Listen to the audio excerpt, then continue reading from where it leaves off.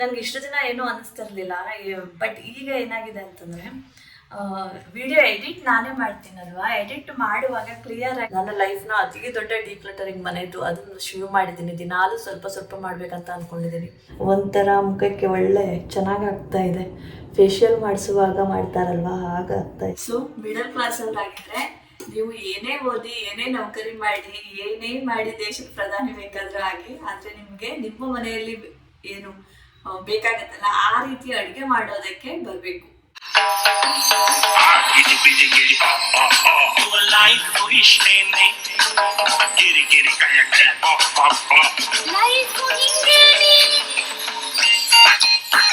Hello friends, ರೇಖಾ ಪ್ರಪಂಚಕ್ಕೆ ಸ್ವಾಗತ.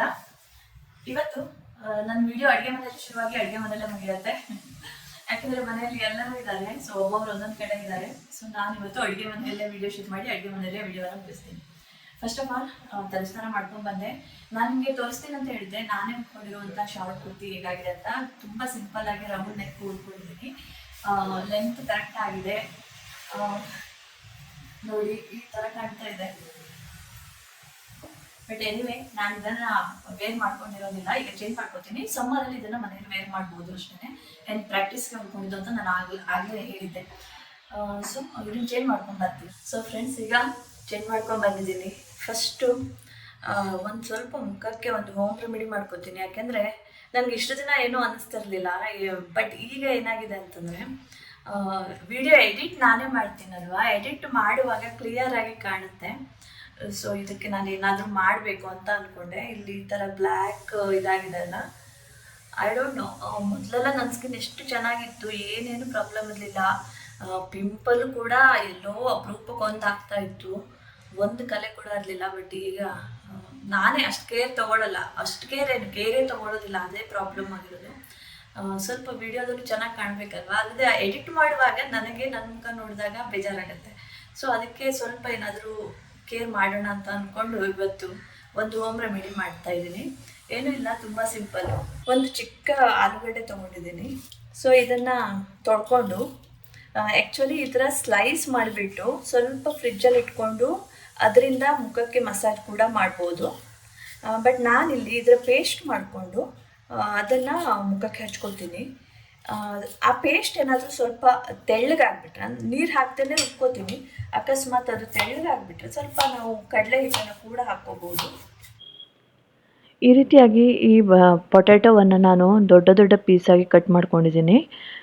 ಈಗ ಮತ್ತೇನು ಸೇರಿಸೋದಿಲ್ಲ, ಜಸ್ಟ್ ಈ ಪೀಸ್ಗಳನ್ನು ನೀಟಾಗಿ ರುಬ್ಕೋತೀನಿ. ತುಂಬ ತುಂಬ ನುಣ್ಣಗಾಗಬೇಕಂತ ಏನಿಲ್ಲ, ಒಂದು ಸ್ವಲ್ಪ ತರಿಯಾಗಿ ರುಬ್ಕೊಂಡ್ರೂ ಚೆನ್ನಾಗೇ ಇರುತ್ತೆ. ಸೊ ಈಗ ನಾನು ಅದನ್ನೇ ಮಾಡ್ತಾಯಿದ್ದೀನಿ.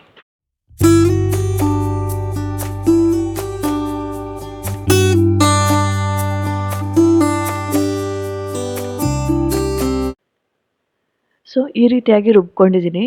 ಇದರಲ್ಲಿ ಒಂದೆರಡು ದೊಡ್ಡ ಪೀಸ್ ಕೂಡ ಇದೆ, ಬಟ್ ದಟ್ ಈಸ್ ಓಕೆ. ಇದು ತುಂಬಾ ಜಾಸ್ತಿ ಆಯಿತು, ಇಷ್ಟೆಲ್ಲ ಬೇಕಾಗಲ್ಲ. 1 ಟೇಬಲ್ ಸ್ಪೂನ್ ಆದರೆ ಸಾಕು. ಇದು ಸ್ವಲ್ಪ ತೆಳ್ಳಗಿದ್ದರಿಂದ ಮತ್ತು ಚೆನ್ನಾಗೂ ಆಗುತ್ತೆ ಅಂತ ಕಡಲೆ ಹಿಟ್ಟನ್ನು ನಾನು ಇದಕ್ಕೆ 1 ಚಮಚ ಮಿಕ್ಸ್ ಮಾಡಿದ್ದೀನಿ.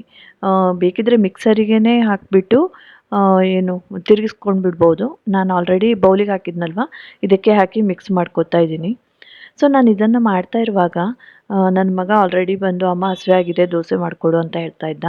ಮತ್ತು ಅದರ ನಂತರ ಊಟಕ್ಕೆ ತಯಾರಿ ಕೂಡ ಮಾಡಬೇಕಿತ್ತು. ಆದ್ದರಿಂದ ಈಗ ಇದು ಇಮ್ಮಿಡಿಯೇಟಾಗಿ ನನಗೆ ಹಚ್ಕೊಳ್ಳೋಕ್ಕಾಗಲ್ಲ ಅಂತ ಗೊತ್ತಾಯಿತು. ಆದ್ದರಿಂದ ಏನು ಮಾಡಿದೆ ಅಂದರೆ ಇದನ್ನು ಫುಲ್ ರೆಡಿ ಮಾಡಿಬಿಟ್ಟು ಇದನ್ನು ಫ್ರಿಜ್ಜಲ್ಲಿ ಇಟ್ಕೊಂಡೆ. ಮತ್ತು ಬೇರೆ ಎಲ್ಲ ಕೆಲಸಗಳನ್ನ ಮುಗಿಸ್ಕೊಂಡು ಆಮೇಲೆ ಇದನ್ನು ಹಚ್ಕೊಂಡ್ರಾಯ್ತು ಅಂತ ಅಂದ್ಕೊಂಡೆ.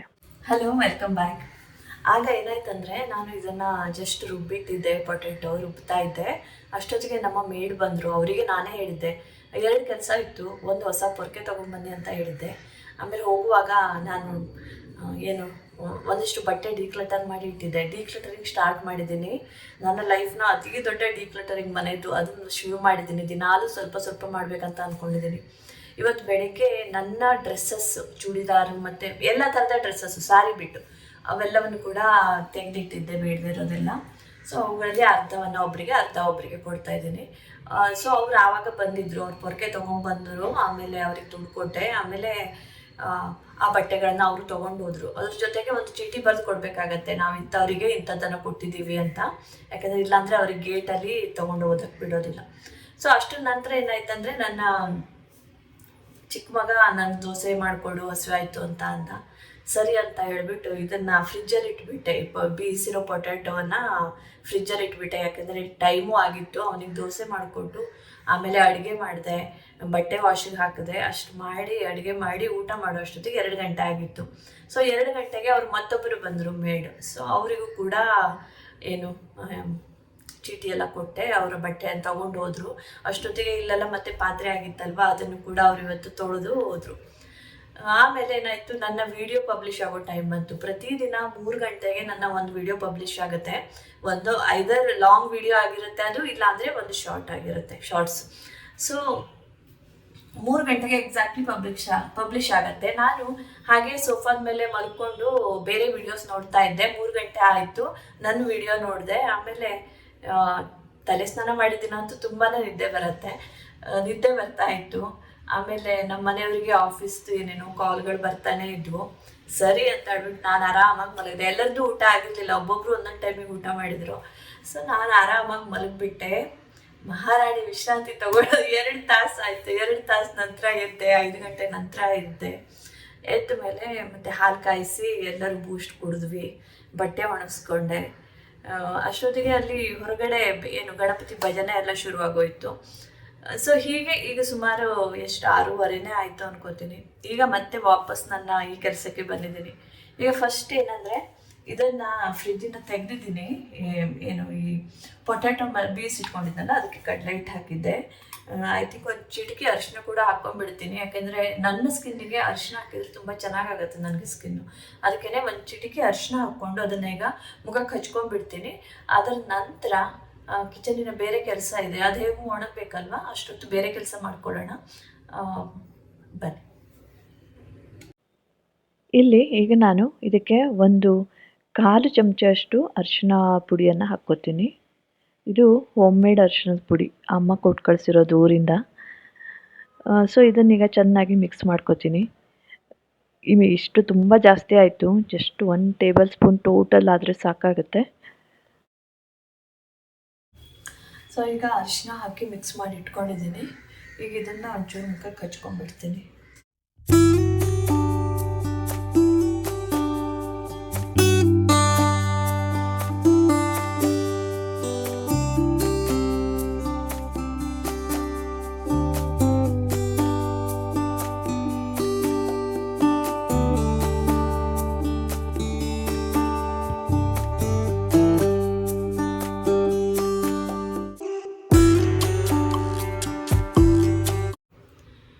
ಇದು ಸ್ವಲ್ಪ ದೊಡ್ಡ ಮಿಕ್ಸರ್ ಜಾರ್ ಆಗಿತ್ತು, ಅದು ಚಿಕ್ಕದು ತೊಳೆಯೋದಕ್ಕೆ ಹಾಕಿದ್ದೆ.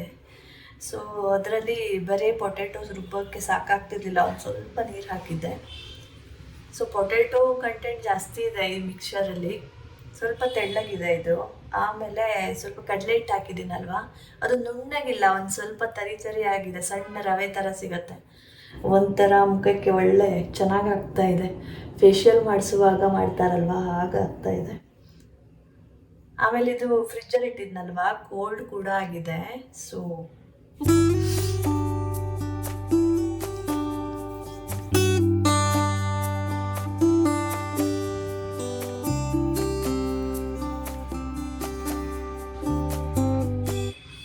ಸ್ನಾನಕ್ಕಿಂತ ಮೊದಲೇ ಆದರೆ ಇದನ್ನು ಕೈಗೆಲ್ಲ ಹಚ್ಕೋಬೋದಿತ್ತು, ಬಟ್ ಈಗ ಬೇಡ. ಇದು ಮಿಕ್ಸ್ಚರ್ ಕೂಡ ಜಾಸ್ತಿ ಇದೆ, ನನ್ನ ಮುಖಕ್ಕೆ ಸಾಕಷ್ಟು ಸರ್ತಿ ಹಚ್ಬೋದು ಅಷ್ಟಿದೆ. ಬಟ್ ಇದನ್ನು ಎಸೆದು ಬಿಡ್ತೇನೆ, ಸಾಕು ಒಂದು ಸಾರಿ. ಸ್ವಲ್ಪ ತಿಕ್ಕಿರೋ ಪಾರ್ಟ್ ತೊಗೊಂಡು ಇಲ್ಲಿ ಹಚ್ಕೋತೇನೆ.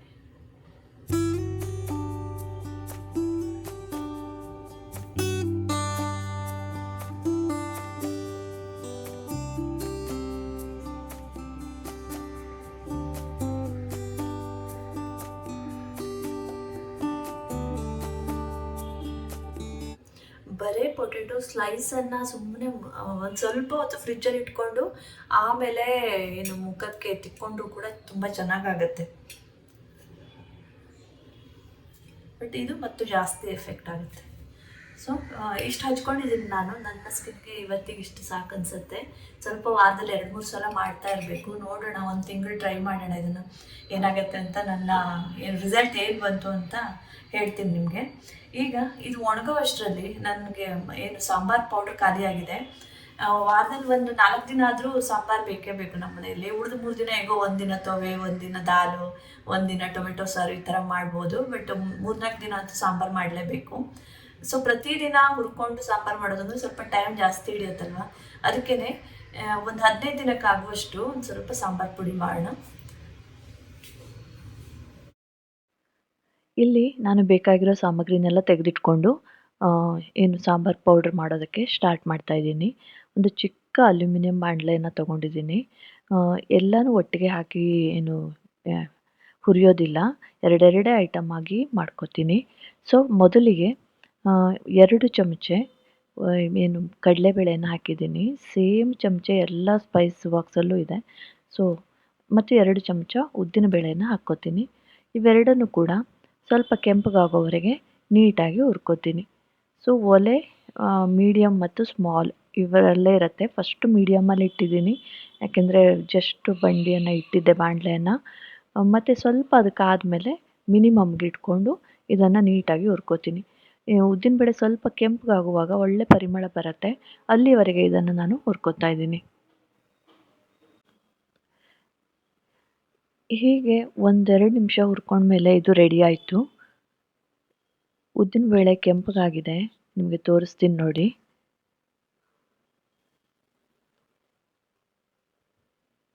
ಒಲೆಯನ್ನು ಮತ್ತೆ ಸಿಮ್ಗೆ ಇಟ್ಬಿಟ್ಟು ಈ ರೀತಿ ಆಗಿದೆ. ಇದನ್ನು ಈಗ ಪಕ್ಕದಲ್ಲಿ ಪ್ಲೇಟ್ ಇಟ್ಕೊಂಡಿದ್ದೀನಲ್ವಾ, ಅದಕ್ಕೆ ಹಾಕ್ಕೋತೀನಿ, ಅದು ತಣ್ಣಗಾಗಲಿ ಅಂತ. ಈಗ ಬಾಣಲೆ ಆಲ್ರೆಡಿ ಹದವಾಗಿ ಕಾದಿದೆ, ಆದ್ದರಿಂದ ನಾನು ಒಲೆಯನ್ನು ಸಿಮ್ಗೆ ಇಟ್ಕೋತೀನಿ. ಸಿಮ್ಗೆ ಇಟ್ಕೊಂಡ್ಬಿಟ್ಟು ಇದಕ್ಕೆ ಜೀರಿಗೆಯನ್ನು ಹಾಕ್ಕೋತಾ ಇದ್ದೀನಿ. ಸೊ ಒಂದು ನಮಗೆ ಒಂದು 2 ವಾರಕ್ಕೆ ಬೇಕಾಗುವಷ್ಟು ಮಾಡ್ತಾ ಇದ್ದೀನಲ್ವಾ, ಆದ್ದರಿಂದ 7 ಚಮಚ ಜೀರಿಗೆಯನ್ನು ಇಲ್ಲಿ ಹಾಕ್ಕೋತಾ ಇದ್ದೀನಿ. ನಾನು ಕೊತ್ತಂಬರಿ ಬೀಜವನ್ನು ಡಬಲ್ ತೊಗೋತೀನಿ.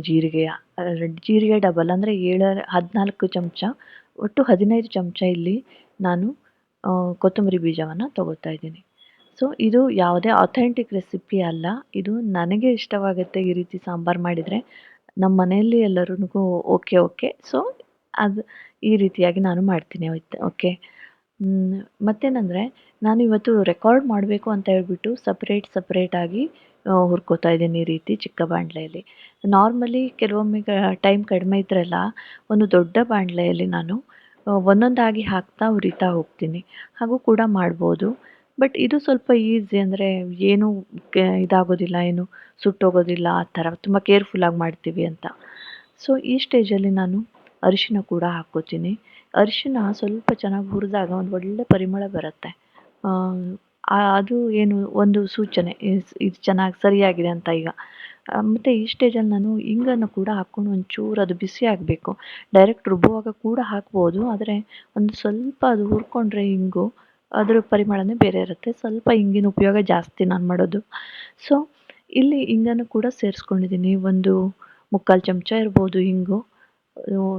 ಇವೆಲ್ಲವನ್ನು ನೋಡಿ ಒಂದು ಸ್ವಲ್ಪ ಏನು ಪರಿಮಳ ಬರ್ತಾಯಿತ್ತು, ತುಂಬ ಚೆನ್ನಾಗಿ ಪರಿಮಳ ಬರ್ತಾಯಿತ್ತು. ಈಗ ಇದನ್ನು ಆಚೆ ಕಡೆ ಮತ್ತೆ ಪ್ಲೇಟಿಗೆ ಹಾಕಿಬಿಟ್ಟು ಅದು ತಣಿತಾ ಇರುತ್ತೆ. ಮೀನ್ ವೈಲ್ ಇನ್ನು ಮೆಂತೆ ಮತ್ತು ಓಮ ಅಂದರೆ ಅಜ್ವೈನ್ ಉಳಿದಿದೆ. ಸೊ 1/4 ಚಮಚದಷ್ಟು ಮೆಂತೆಯನ್ನು ಹಾಕಿದ್ದೀನಿ. 1/2 ಚಮಚದಷ್ಟು ಅಜ್ವೈನನ್ನು ಹಾಕಿದ್ದೀನಿ. ಇವುಗಳನ್ನು ಕೂಡ ಈಗ ನೀಟಾಗಿ ಹುರ್ಕೋತಾ ಇದ್ದೀನಿ. ಸೊ ಇವು ಒಂದು ಸ್ವಲ್ಪ ಹುರಿದಾದ್ಮೇಲೆ ನೆಕ್ಸ್ಟು ಎಳ್ಳನ್ನು ಹಾಕ್ತಾಯಿದ್ದೀನಿ. ಎಳ್ಳು ಸ್ವಲ್ಪ ಲಿಬರಲ್ಲಾಗಿ ಒಂದು 4 ಚಮಚ ಹಾಕಿದ್ದೀನಿ. ಎಳ್ಳು ಕೂಡ ಆರೋಗ್ಯಕ್ಕೆ ಒಳ್ಳೆಯದಲ್ವ. ನಮ್ಮ ಸ್ಪೈಸಸ್ ಎಲ್ಲ ಕೂಡ ಆರೋಗ್ಯಕ್ಕೆ ಒಳ್ಳೆಯದು. ಮೊದಲಿನವರು ಎಷ್ಟು ಚೆನ್ನಾಗಿ ಕಂಡುಹಿಡಿದಿದ್ದಾರೆ ನೋಡಿ. ಆಮೇಲೆ 2 ಚಮಚ ಸಾಸಿವೆ ಕಾಳನ್ನು ಹಾಕ್ತೀನಿ. ಇನ್ನು ಇದಂತೂ ಸುಲಭ. ಸಾಸಿವೆ ಕಾಳು ಎಳ್ಳು ಚಟಿಪಿಟಿ ಆಗೋವರೆಗೆ ಇದನ್ನು ಹೀಗೆ ಹುರ್ಕೊಂಡ್ರೆ ಆಯಿತು. ಇಷ್ಟು ಹುರಿದಾದ್ಮೇಲೆ ಚಟಿಪಿಟಿ ಆಗ್ತಾ ಇದೆ ಈಗ. ಸೊ ಈ ರೀತಿಯಾಗಿ ಚಿಟಿಪಿಟಿ ಗುಡೋವರೆಗೆ ಇದನ್ನು ಹುರ್ಕೊಂಡ್ಮೇಲೆ ನಾನು ಒಲೆಯನ್ನು ಬಂದ್ ಮಾಡ್ತೀನಿ. ಒಲೆ ಬಂದ್ ಮಾಡಿದ್ಮೇಲೆ ಇಮಿಡಿಯೇಟ್ ಇದನ್ನು ಕೂಡ ಟ್ರಾನ್ಸ್ಫರ್ ಮಾಡ್ಕೋತೀನಿ. ಯಾಕೆಂದರೆ ಬಾಣಲೆಯಲ್ಲಿರೋ ಎಕ್ಸ್ಟ್ರಾ ಹೀಟಿಂದ ಅದು ಇಲ್ಲಾಂದರೆ ಕತ್ತೋಗುತ್ತೆ ಅದಕ್ಕೇನೆ. ಇದಿಷ್ಟು ಮಾಡಿದ್ಮೇಲೆ ನಾನು ಈ ಏನು ಪ್ಲೇಟ್ ಇದೆ ಅಲ್ವಾ ಅದನ್ನು ನೆಲಕ್ಕಿಡ್ತೀನಿ. ನೀಟಾಗಿ ಅದು ತಣಿಲಿ. ತಣ್ಣಗಾದ್ಮೇಲೆ ಪುಡಿ ಮಾಡ್ಕೊಳ್ಳೋಣ. ನಾನು ಸ್ವಲ್ಪ ನಿಧಾನಕ್ಕೆ ವಾಯ್ಸ್ ಓವರ್ ಮಾಡ್ತಾ ಇದ್ದೀನಿ. ಯಾಕೆಂದರೆ ಎಲ್ಲರೂ ಮಲಗಿದ್ದಾರೆ, ಅವರಿಗೆಲ್ಲ ಡಿಸ್ಟರ್ಬ್ ಆಗೋದು ಬೇಡ ಅಂತ. ಸೊ ನಾನೇನು ತೋರಿಸ್ತಾ ಇದ್ದೆ ಅಂದರೆ ಅದು ಒಣಗಿಬಿಟ್ಟು, ನಾನು ಮುಖಕ್ಕೆ ಹಚ್ಕೊಂಡಿರೋದು ಒಣಗಿಬಿಟ್ಟು ಒಳ್ಳೆ ಲೇಯರ್ ಥರ ಆಗಿತ್ತು. ಮಿಟ್ಟಿ ಹಾಕ್ಕೊಂಡ್ರೆ ಹೇಗಾಗುತ್ತಲ್ಲ, ಮುಲ್ತಾನಿ ಮಿಟ್ಟಿ ಹಾಕ್ಕೊಂಡ್ರೆ ಆ ಥರ ಆಗಿತ್ತು. ಟೈಟ್ ಆಗಿತ್ತು. ಓಕೆ, ಸೊ ನಾನೀಗ ತೊಳ್ಕೊಂಬರ್ತೀನಿ ಅದನ್ನು. ಈಗ ಸಾಂಬಾರಿಗೆ ಹುರಿದಿಟ್ಕೊಂಡಿದ್ನಲ್ಲ ಅವೆಲ್ಲ ತಣ್ಣಗಾದ್ಮೇಲೆ ಏನು ಗ್ರೈಂಡ್ ಮಾಡ್ಕೋಬೇಕು, ಪುಡಿ ಮಾಡ್ಕೋಬೇಕು. ಅದಕ್ಕೆ ಅದು ತಡೀಲಿ ಅಂತ ಇಟ್ಟಿದ್ದೀನಿ. ಇನ್ಮೇಲೆ ನಾನು ಆಗ ಹೇಳ್ಬೇಕಂತ ಇದ್ದೆ, ಬಟ್ ನನಗೆ ಮಾತಾಡ್ಲಿಕ್ಕೆ ಆಗ್ತಾ ಇರಲಿಲ್ಲ. ಏನಂದರೆ ಅದನ್ನ ಹಚ್ಕೊಂಡಿದ್ದಲ್ವಾ, ಅದು ಪೊಟ್ಯಾಟೋದು ಸ್ಟಾರ್ಚ್ ಇರುತ್ತಲ್ಲ, ಬಟಾಟೆಯಲ್ಲಿರೋ ಸ್ಟಾರ್ಚ್ ಮುಖದ ಮೇಲೆ ಒಳ್ಳೆ ಒಂದು ಲೇಯರ್ ಆಗಿ ಕೂತಿತ್ತು. ಅದು ಡ್ರೈ ಆಗಿತ್ತು ಟೈಟಾಗಿ. ಓಕೆ, ಈಗ ಬರೀ ನೀರು ಹಾಕಿ ಮುಖ ತೊಳೆದಿದ್ದೀನಿ. ನಾಟ್ ಇವನ್ ಫೇಸ್ ವಾಶು ಏನೂ ಹಚ್ಚಿಲ್ಲ. ಎಷ್ಟು ಚೆನ್ನಾಗಿ ಆಗ್ತಾ ಇದೆ ಅಂದರೆ ಮುಖ, ಫೀಲಿಂಗ್ ಗುಡ್. ಈಗ ಇನ್ನೊಂದು ಸ್ವಲ್ಪ ಹೊತ್ತಲ್ಲಿ ಅದನ್ನು ಏನು ಗ್ರೈಂಡ್ ಮಾಡ್ಕೋಬೇಕು. ಅಲ್ಲಿವರೆಗೆ ಇದೊಂದು ಕೆಲಸ ಮಾಡ್ಕೊಂಡ್ಬಿಡ್ತೀನಿ. ಏನಂದರೆ ನಾನು ಶಾಪಿಂಗು ಅದೇನೆಂದರೆ ನನ್ನ ಶಾಪಿಂಗ್ ಹಾಲ್ ವಿಡಿಯೋ ಒಂದು ಹಾಕಿದ್ದೆ. ಅದರಲ್ಲಿ ನಾನು ತೋರಿಸಿದ್ದೆ ಒಂದು ಐಸ್, ಇದು ಆ್ಯಕ್ಚುಲಿ ಇದರಲ್ಲಿ ನೀರು ಹಾಕಿಬಿಟ್ಟು ಫ್ರೀಸ್ ಮಾಡಿದ್ದೀವಿ. ಈಗ ಇದರೊಳಗೆ ಐಸ್ ಇದೆ. ಇದರಿಂದ ಮುಖಕ್ಕೆ ಮಸಾಜ್ ಮಾಡ್ಕೋಬೇಕು. ಇದು ಜಸ್ಟ್ ತೆಗೆದೆ, ನಾನು ಇನ್ನೂ ಓಪನ್ ಮಾಡೋಕ್ಕೆ ಬರ್ತಾ ಇಲ್ಲ, ಒಂದು ಸ್ವಲ್ಪ ಅದು. ಸೊ ಈಗ ಇದು ಸ್ವಲ್ಪ ಕರಗಿದೆ, ಒಂದು 5 ನಿಮಿಷ ಆಯ್ತಲ್ವ. ಈ ಥರ ತಗೊಂಡು ಇದರದ್ದು ಮಸಾಜ್ ಮಾಡ್ಕೋಬೇಕು. ಅಬ್ಬಾ ಎಷ್ಟು ತಣ್ಣಗಿದೆ.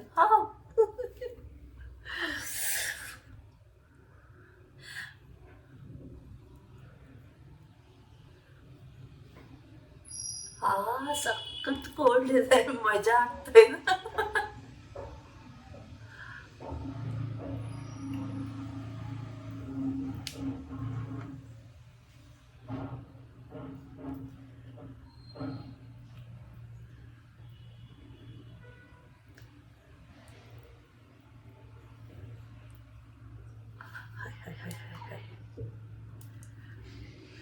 ತುಂಬ ಕೋಲ್ಡ್ ಇದೆ.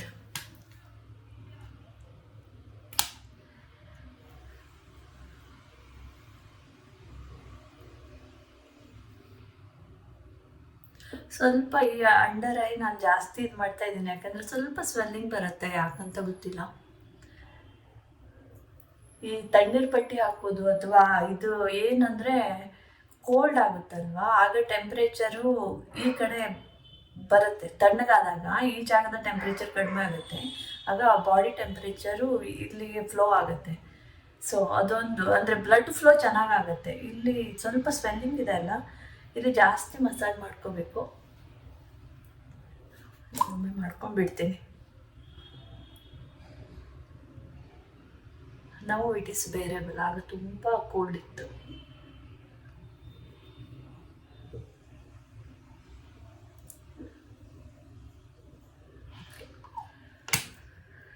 ಓಕೆ, ಈಗ ಸಾಕನ್ಸುತ್ತೆ.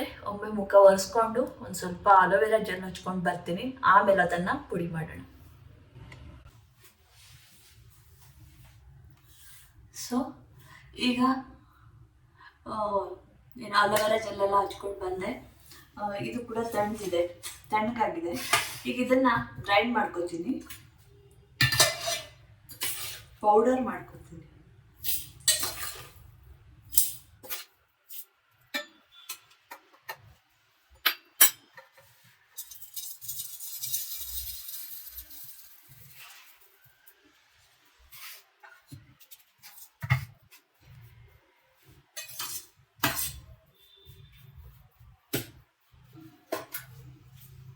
ಸೊ ಈ ರೀತಿಯಾಗಿ ಇದು ತುಂಬ ನುಣ್ಣಗೇನೂ ಆಗಿಲ್ಲ, ತರಿಯಾಗಿ ರುಬ್ಕೊಂಡಿದ್ದೀನಿ. ಈಗ ಇದು ತಣ್ಣಗೆ ಕೂಡ ಆಗಿದೆ, ಬಿಸಿ ಇಲ್ಲ. ಸೊ ಇದನ್ನೀಗ ಕಂಟೈನರ್ಗೆ ಹಾಕಿಟ್ಕೋತೀನಿ. ಇದನ್ನು ಹೇಗೆ ಯೂಸ್ ಮಾಡ್ಕೊಂಡು ಸಾಂಬಾರು ಮಾಡ್ತೀನಿ ಅನ್ನೋದನ್ನು ಮುಂದಿನ ವಿಡಿಯೋಗಳಲ್ಲಿ ತೋರಿಸ್ತೀನಿ. ಅಲ್ಲದೆ ಏನಂದರೆ ಈ ಖಾರದ ಪುಡಿ ಇದೆ ಅಲ್ವಾ, ಅದನ್ನು ನಾನು ಇದಕ್ಕೆ ಸೇರಿಸಿರೋದಿಲ್ಲ. ಆಯಾ ದಿನ ನೋಡಿಕೊಂಡು ಎಷ್ಟು ಬೇಕೋ ಆಗ ಸೇರಿಸ್ಕೊತೀನಿ. ನಾನು ಡಿಗ್ರಿ ಓದುವಾಗ ಅಮ್ಮ ಒಂಚೂರು ಅಡುಗೆ ಮಾಡೋದು ಕಲ್ತ್ಕೊ ಅಂತ ಹೇಳ್ತಾ ಇದ್ರು. ಆಗ ನಾನು ಪರವಾಗಿಲ್ಲ, ನಾನು ಅಡುಗೆ ಇಟ್ಕೋತೀನಿ ಅಂತ ಹೇಳ್ತಾ ಇದ್ದೆ. ಬಟ್ ರಿಯಲಿ ನಾವು ಮಿಡಲ್ ಕ್ಲಾಸ್ ಅವರು ಅಡುಗೆ ಮನೆಯೆಲ್ಲ ಏನು ಬೇರೆಯವರಿಗೆ ಹ್ಯಾಂಡ್ ಓವರ್ ಮಾಡೋದಿಲ್ಲ ಅಲ್ವಾ. We cannot outsource our kitchen. So middle class ಅವರಾಗಿದ್ರೆ ನೀವು ಏನೇ ಓದಿ, ಏನೇ ನೌಕರಿ ಮಾಡಿ, ಏನೇ ಮಾಡಿ ದೇಶದ ಪ್ರಧಾನಿ ಬೇಕಾದ್ರೂ ಆಗಿ, ಆದ್ರೆ ನಿಮ್ಗೆ ನಿಮ್ಮ ಮನೆಯಲ್ಲಿ ಏನು ಬೇಕಾಗತ್ತಲ್ಲ ಆ ರೀತಿ ಅಡುಗೆ ಮಾಡೋದಕ್ಕೆ ಬರಬೇಕು. ಆಗ ನಿಮ್ಮ ಲೈಫ್ ಈಸಿ ಆಗುತ್ತೆ.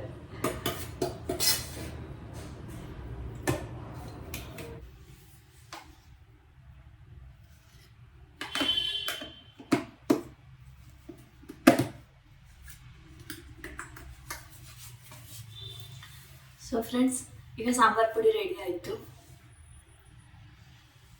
ಇವತ್ತಿನ ವಿಡಿಯೋವನ್ನು ಇಲ್ಲಿಗೆ ಮುಗಿಸ್ತಾ ಇದ್ದೀನಿ. ವಿಡಿಯೋ ಇಷ್ಟ ಆದರೆ ದಯವಿಟ್ಟು ಲೈಕ್ ಮಾಡಿ. ಚಾನಲ್ನ ಇನ್ನು ಸಬ್ಸ್ಕ್ರೈಬ್ ಮಾಡ್ಕೊಂಡಿಲ್ಲ ಅಂದರೆ ದಯವಿಟ್ಟು ಸಬ್ಸ್ಕ್ರೈಬ್ ಮಾಡ್ಕೊಳ್ಳಿ. More than 90% of the viewers subscribe ಮಾಡ್ಕೊಂಡಿಲ್ಲ ನನ್ನ ಚಾನಲನ್ನು. ದಯವಿಟ್ಟು ಸಬ್ಸ್ಕ್ರೈಬ್ ಮಾಡ್ಕೊಂಡು ನೋಡಿ.